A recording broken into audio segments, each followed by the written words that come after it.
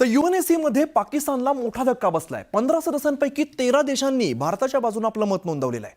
पाकिस्तान आणि चीन वगळता इतर सर्व 13 देशांनी पहलगाम हल्ल्याचा तीव्र शब्दांमध्ये निषेध केलाय।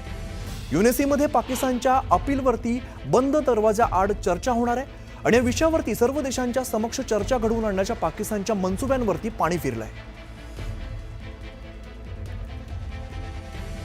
तर 15 सदस्यांपैकी अगदी 13 देशांचं पूर्णपणे भारताला समर्थन बघायला मिळतंय। जर चीन आणि पाकिस्तान वगळता इतर 13ही देशांनी पहलगाम हल्ल्याचा निषेध नोंदवलेला आहे। UNSC मध्ये पाकिस्तानला त्यामुळे मोठा धक्का मानला जातो। UNSC मध्ये पाकिस्तानच्या अपीलवरती आता आज चर्चा होणार आहे। त्यामुळे UNSC मध्ये पाकिस्तानला समर्थन घटल्याचं आपल्याला बघायला मिळत आहे।